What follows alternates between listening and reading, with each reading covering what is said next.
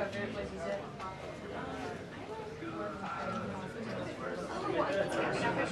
I've heard about it. Where is it? They're kind of here in DC the other day, but there's some purpose. No, it's on my seat. Okay. You might need that for later. Yellow. Yeah, and then they started in New York, so they're called 4 or 5. Oh, try that. I love good. Yeah. Like, I feel like I found one right first. Yeah. Yeah. Yeah. Swing. Everything. Yeah, it's just like yeah. Really? No way. It's on the, it's not on the street.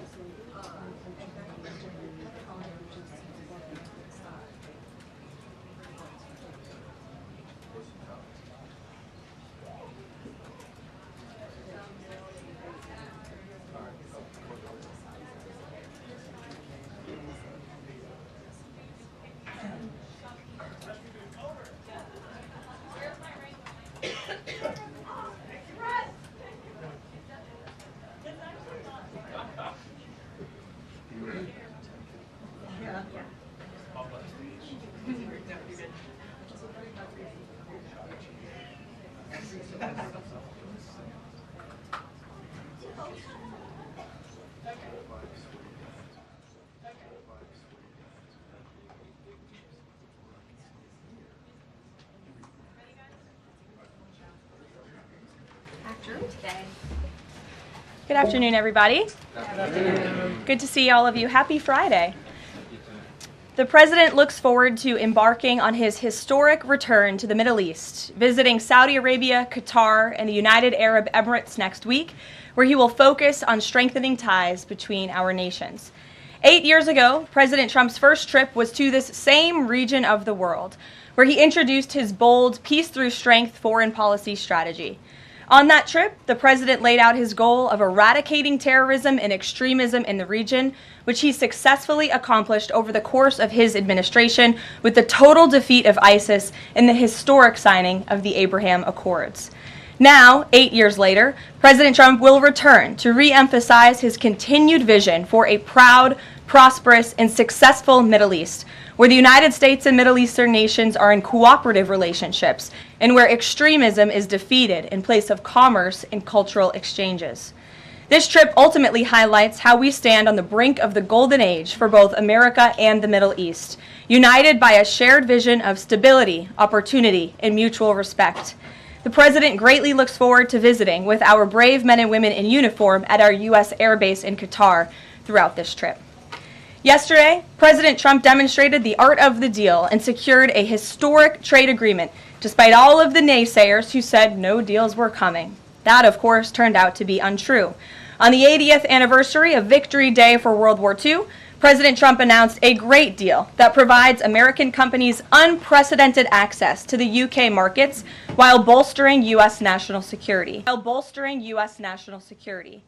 This trade deal will massively expand U.S. market access in the United Kingdom, creating a $5 billion opportunity for ranchers and producers.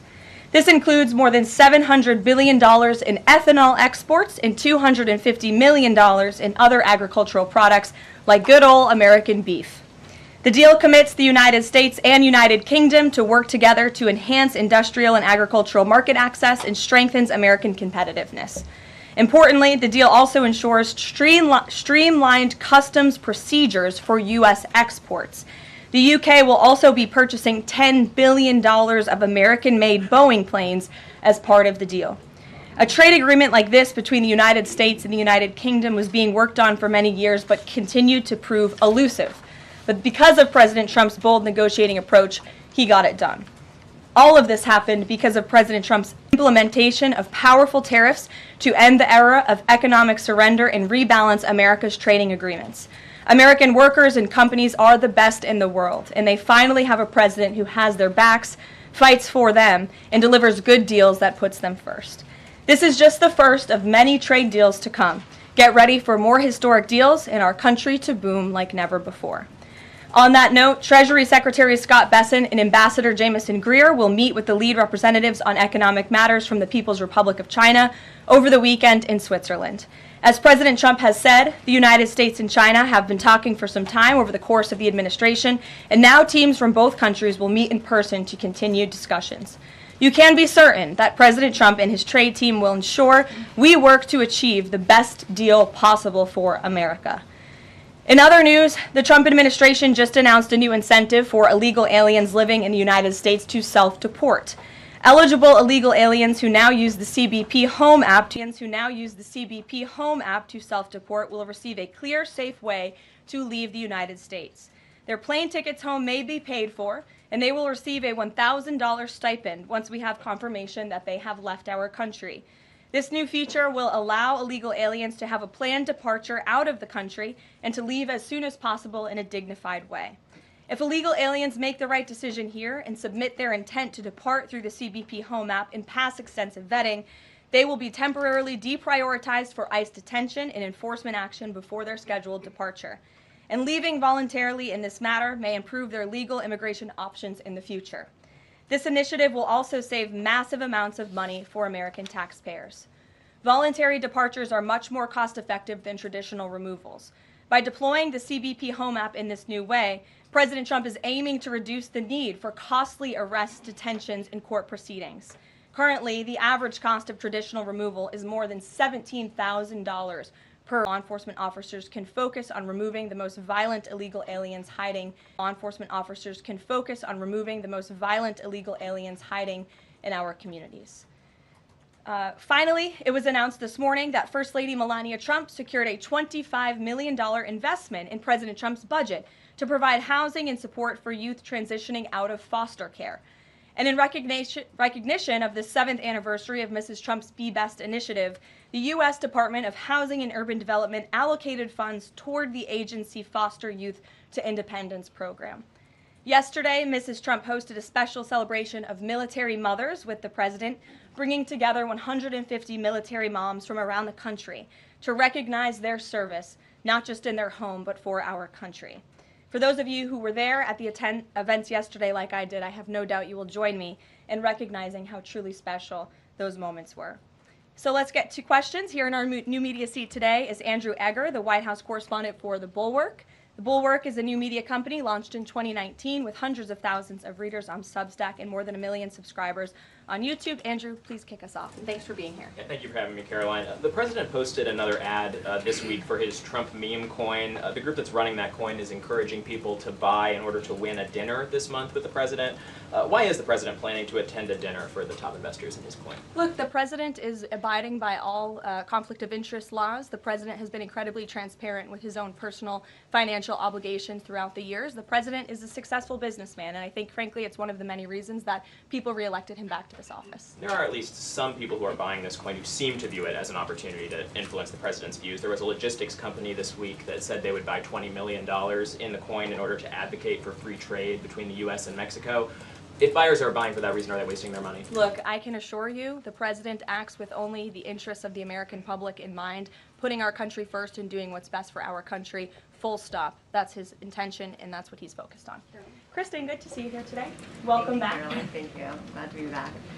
So on those China talks, what does President Trump expect to come out of those talks? And is he going to be disappointed if his team can't secure a deal? Well, look, the president is very confident in his Secretary of Treasury, Scott Bessent, and of course, Ambassador Jamieson Greer, who has played an instrumental role in all of these trade negotiations as well. I think yesterday's success, the announcement of a trade deal with the United Kingdom, is a great first step. Again, many said in this room it couldn't be done. Now we are moving forward with many other countries. We're talking to dozens of our trading partners around the world. But of course, China is a major country, a major player in this space. And the president has said, and he's right, China needs the United States of America. They need our markets. They need our consumer base. And Secretary Bessent knows that he's going to Switzerland this weekend with the full support and confidence and trust of the president here at home. Jack. Thanks very much, Caroline. 2 questions. First, can you give us an update on U.S. efforts to mediate or have an impact on the conflict between India and Pakistan? Sure, I absolutely can. This is something that the Secretary of State and, of course, now our National Security Advisor as well, Marco Rubio, has been very much involved in. The president has expressed he wants to see this de-escalate as quickly as possible. He understands these are 2 countries that have been at odds with one another for decades, long before President Trump was here in the Oval Office. However, he has good relationships with the leaders of both countries, and the Secretary of State, Marco Rubio, I spoke to him just yesterday. He has been in constant communication with the leaders of both countries trying to bring this conflict to an end. Just one other question. Yesterday, we saw the news of the new Pope. Before Pope Leo became Pope Leo, there were some critical comments that he made about President Trump and about Vice President Vance on his then X account. Does the White House have any reaction to those comments?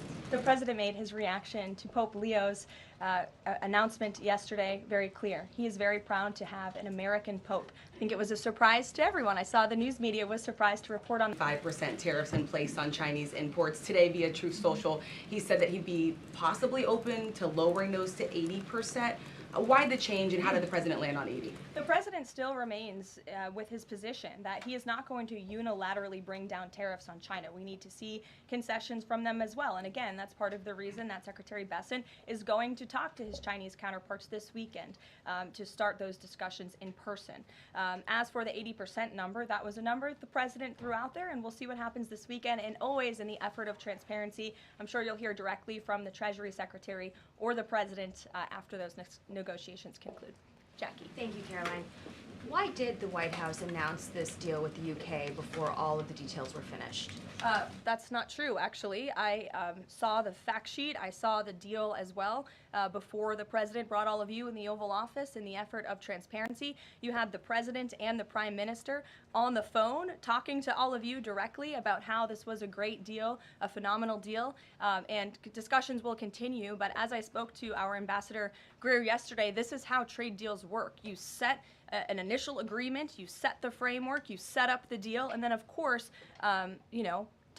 T's have to be crossed and I's have to be dotted, but this deal is a good deal, and the numbers are determined, and all of the market access that I just discussed will remain. Does that mean that the 10% baseline is going to still be there at the end when all of the other details are ironed out? The president is committed to the 10% baseline tariff, not just for the United Kingdom, but for his trade negotiations with all other countries as well. Permanently, even after the deals are done, like that is going to remain. The president is determined to continue with that 10% baseline tariff. I just spoke to him about it earlier. Stephen. Thank you, Caroline. I'd like to ask about New York and then about a personnel matter. On New York, the mayor, Eric Adams, is here today. Could you tell us anything more about the visit, who initiated it, what they're talking about? And also, is there any comment from the White House on the air traffic control issues in Newark? All I will say on Mayor Eric Adams is that he requested a meeting with the president, and the president was willing to take it. If the president wishes to discuss his private meeting afterwards, I will let him do that himself. Yes, I'm glad you asked about the FAA. There was a glitch in the system this morning, especially at Newark Airport. As you all know, I spoke to the Department of Transportation. That glitch was caused by the same telecoms and software issues that were raised last week. Everything went back online after the brief outage, and there was no operational impact. DOT and the FAA are working to address this technical issue tonight to prevent further outages, as well as install new fiber from Newark Airport to Philadelphia. And the goal is to have the totality of this work done by the end of the summer.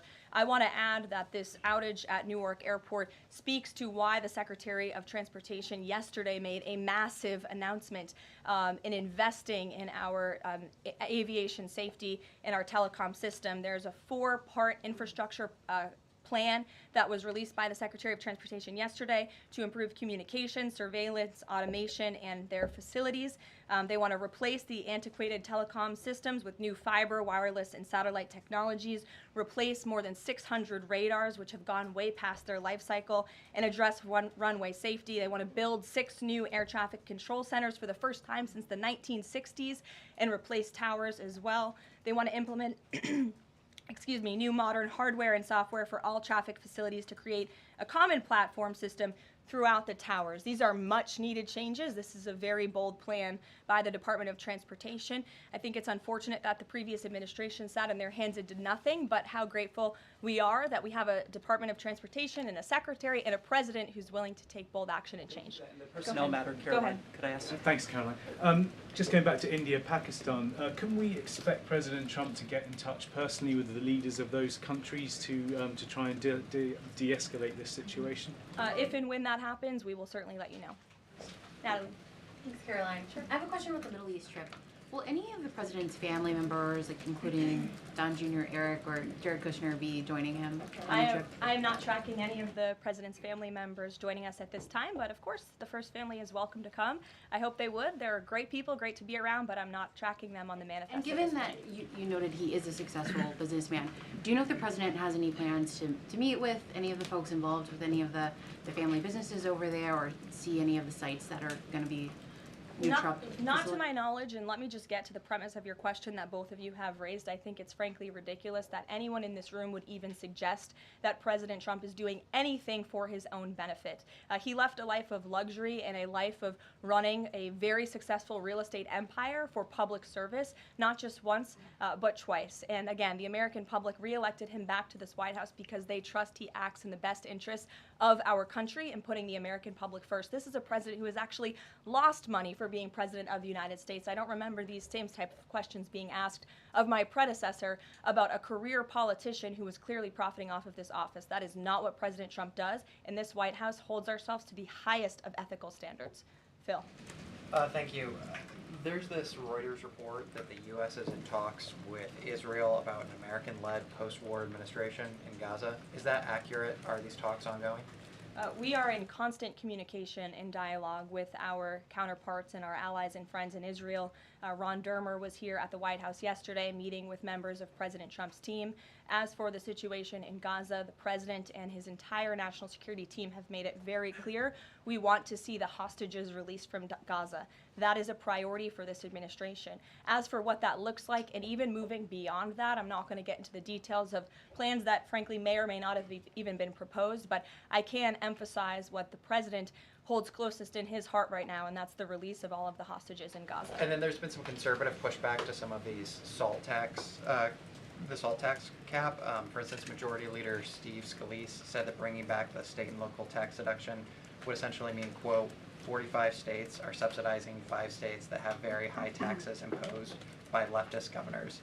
Is he wrong? Is it fair to ask red Indiana to bail out blue New York? Well, look, this is an ongoing discussion on the Hill. There's a lot of disagreement on Capitol Hill right now about the SALT tax proposal, and we will let them work it out. As for the tax provisions in the reconciliation bill, the priorities of this president, he has made them incredibly clear. No tax on tips for our hardworking service workers, no tax on Social Security for our well-deserving seniors who have worked their whole lives to pay into this system, no tax on overtime for hardworking Americans as well, and there's a plethora of other priorities the president wants to see in this bill. Anyone who opposes this bill will be opposing the largest tax cut in American history. They will be voting to raise taxes by the tune of $4 trillion on the middle class of this country, and we look forward to holding them accountable for that. Everyone on Capitol Hill on both sides of the aisle should be supportive of the president's tax priorities. Follow up on that? Go ahead.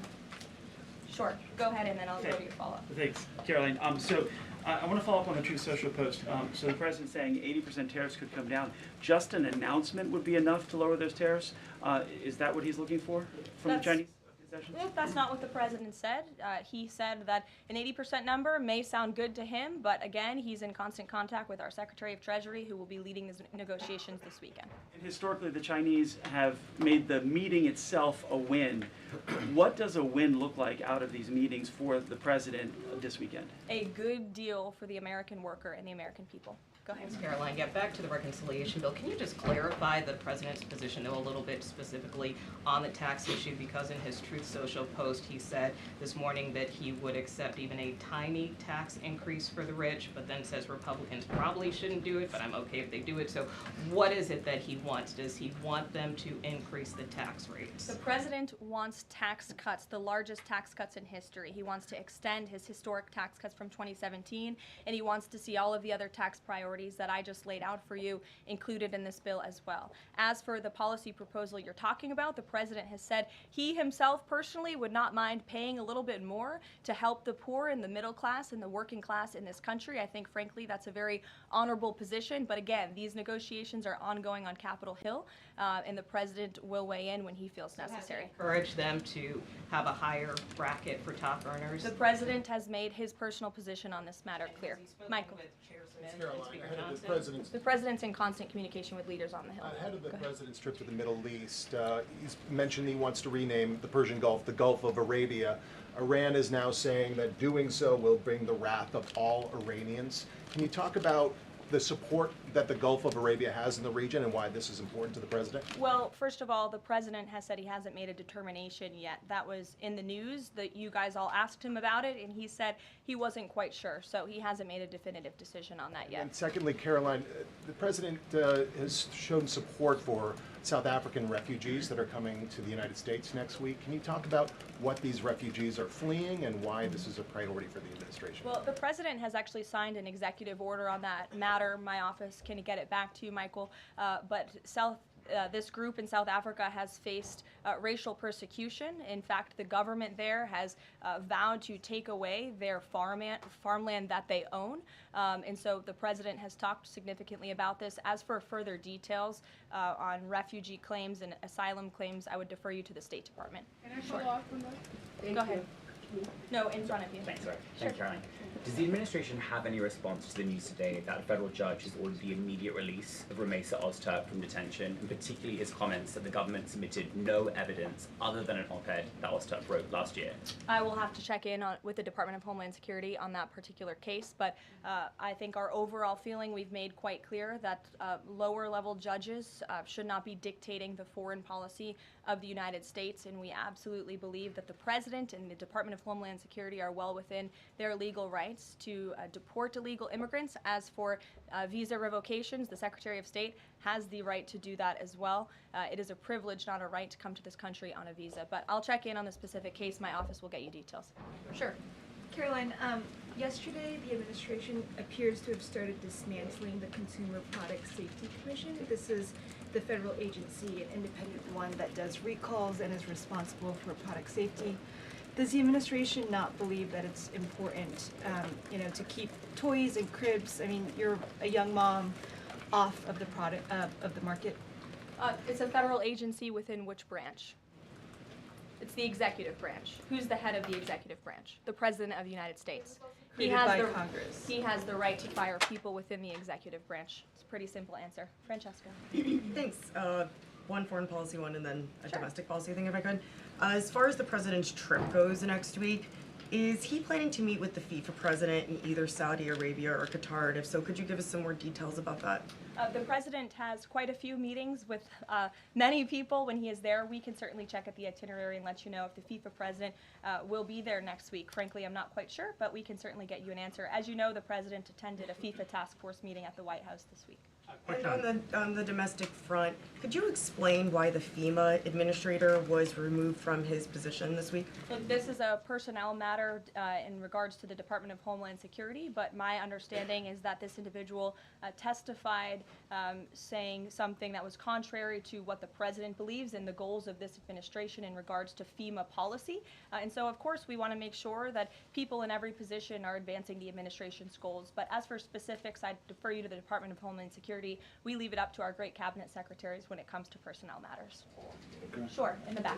Thank you. Aid hasn't gone into Gaza in 10 weeks. Israel says that this is a policy to pressure Hamas in the negotiations, in the ceasefire negotiations. Is this a policy that this administration supports? The president answered this week. He said that he wants to ensure that aid can get into Gaza, but we have to do it in a responsible way to ensure it doesn't end up in the hands of terrorists. So this is something the administration is actively working on, and when we have a policy to announce on this definitively, we can certainly let you know. Can you talk about this effort for the U.S. to take over the distribution of aid in Gaza, to exclude Israel, but also international organizations said this effort militarizes aid? I would reject that characterization by whatever groups you are citing. Kelly.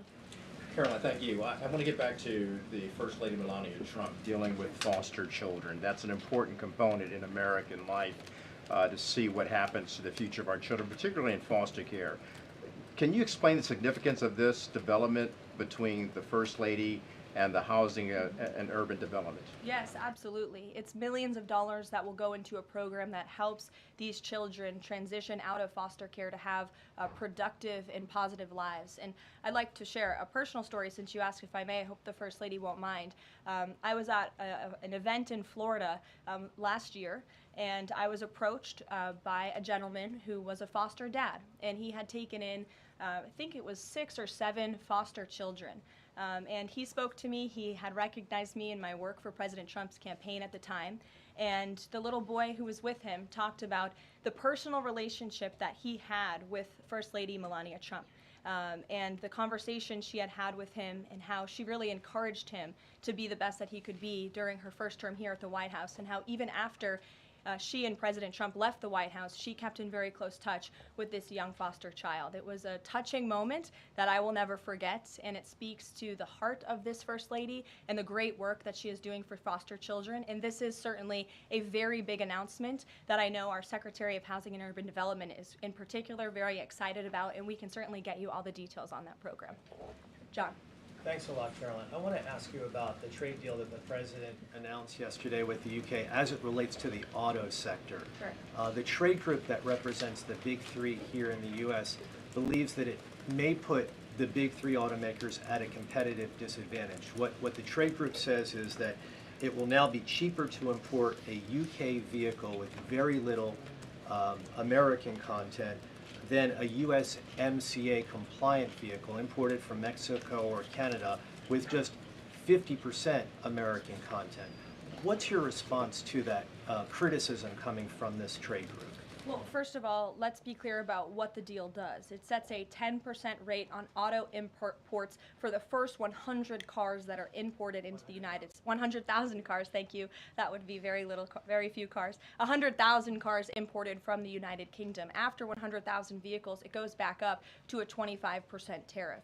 And as for our U.S. auto manufacturers, our auto industry, the president wants to put them on the best pedestal to compete. And by the way, if they produce vehicles right here in the United States of America, they will face no tariff at all. I would argue of any industry, the president has spent more time talking to and listening to the concerns of our auto industry here at home. He hears them, he believes in them, he wants to see them produce their vehicles here in the United States of America. This is a good deal for them too. Is this a model for European and Asian vehicles as well, what we see coming out of the UK trade deal with the US? Look, all of these deals are going to be tailor-made. The president has said that from the beginning. It's very apropos that the first trade deal was announced between the United States and the United Kingdom, one of our oldest and greatest allies, but each country has unique concerns and challenges in terms of American industry. We need to open up markets in every single country, and obviously the needs are unique, so our trade team is looking at each country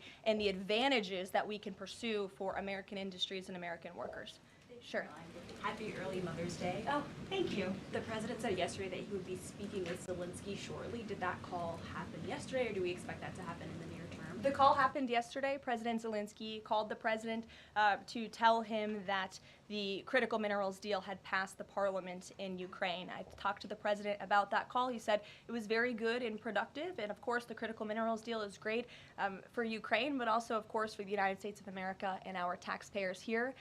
It was a good call, and they also spoke about, of course, this ceasefire that the president proposed, the 30-day ceasefire between Russia and Ukraine, which we know Europe is on board with, and we hope both countries will agree to. Just on next week, do we expect President Putin, is there any chance that he could meet with Trump while he's in the region? The president answered this yesterday. Not going to happen. Question on ceasefire. Has he got any reaction from Zelensky or Putin on the proposal for ceasefire? Is he satisfied by the reaction to that proposal? Not to my knowledge, but certainly if there is reaction and updates, I'm sure you'll hear directly from the president. Question, the president fired the Librarian of Congress. Why did he choose to do that? We felt she did not fit the needs of the American people. There were quite concerning things that she had done at the Library of Congress in the pursuit of DEI and putting inappropriate books in the library for children, and we don't believe that she was serving the interests of the American taxpayer well, so she has been removed from her position, and the president is well within his rights to do that. John. Thank you, Caroline. Happy Mother's Day as well. Thank you. President Trump ran on delivering the biggest tax cut in history, got over 7 million votes. Right now, you got a handful of obstructionists in the Republican conference that are saying they're not going to go along with his tax cut package. You just said those that don't will be held accountable. What is your description of being held accountable? Well, look, I think they'll be held accountable by the voters in their respective districts if they choose to vote for a tax hike to the tune of $4 trillion, which would raise taxes to thousands of dollars per household in this country. The president has great political instincts. That's why he's back in the Oval Office, and Capitol Hill should follow his lead. As for the president, speaking of him, he will be signing executive orders later this afternoon. We are happy to provide more information on those executive orders if you wish. Thank you for the Mother's Day wishes, and happy Mother's Day to all of the moms in the room. And don't forget to call your mom this Sunday. We'll see you guys later. Have a good weekend. Thank